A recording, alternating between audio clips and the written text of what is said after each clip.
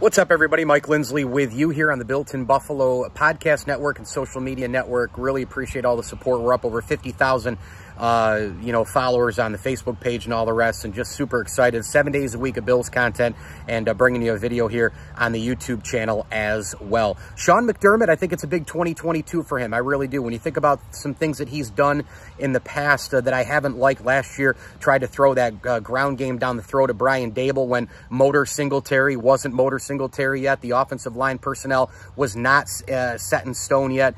There were a million different things that were going on with the football team, and he tried to shove that run game down the throat of Dable, and I thought that was an irresponsible place to do it. And then, he's still the guy who put Nathan Peterman in there at some point, right?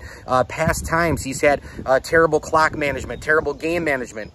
However, there is all the other stuff, which is all terrific. I mean, Sean McDermott has had just an unbelievable run here as the Bills head coach in terms of, his terrific culture building, and he's brought in the right people. He's an awesome leader. If you watch, him speak to the group, everybody's really plugged in, man. I mean, they're all ears, they're all eyes, and he's really got him focused in on there. He had a great coaching job in 2017 when the offense was abysmal. I mean, it was one of the more anemic offenses in the entire NFL.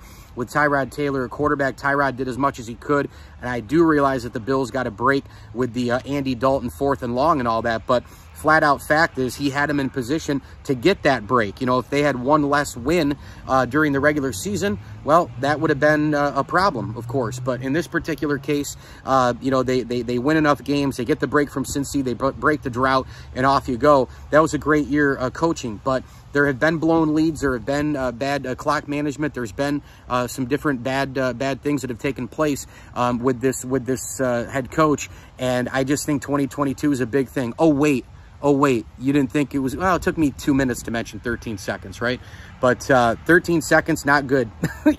How do you run a prevent defense to the boundaries in Kansas City with 3 Hall of Famers and Tyreek Hill, Travis Kelce, and Patrick Mahomes, and they had 2 timeouts? We know damn well in the NFL, crazy things happen, and it only takes 5 or 6 seconds to get the ball to Hill, and we saw what happened. I mean, it's exactly what it was. I mean, back-to-back with those 2 guys with the catches, and, they tie it, field goal, and then in overtime, the Chiefs take it down after they won the toss. So 13 seconds is the biggest issue I had with Sean McDermott.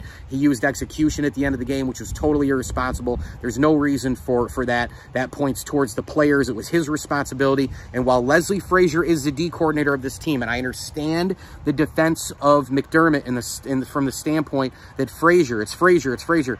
I understand people saying that it's Frazier as the defensive coordinator, but the reality is Sean McDermott, just like every other head coach in the NFL, Bill Belichick, Andy Reid, everybody in between, he can override everything. He's the CEO of the team, and that's why a lot of offensive coordinators, defensive coordinators, they don't do well as head coaches. Think Chan Gailey, think Mike Mularkey, think Dick Duran, think Jim Schwartz. I could go on and on and on here. And a lot of guys can't handle the CEO position because they have to handle so much more media, so much more inside the building, etc. Well, guess what? As a CEO, Sean McDermott so far, he's been pretty good. But he's got to take that next step. He cannot allow another 13-second situation to happen because the Bills had a real legit chance to win the Super Bowl last year. Mike Lindsley with you here. Thanks for catching up with us here on Built in Buffalo. Catch my podcast once a week, every Wednesday. It's called the Pandemonium Podcast. In fact, today I had Sal Mayorana on from the Rochester Democrat and Chronicle. We talked about Jamison Crowder in the slot. We talked about defensive line advantages. We talked about Josh Allen and what he needs to do this season, if anything.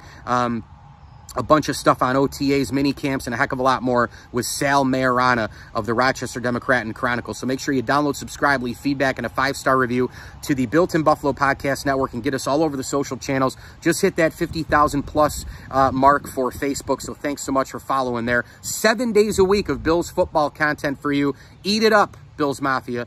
I'm Mike Lindsley. Thanks for watching. Hey, as I always tell you, enjoy the games.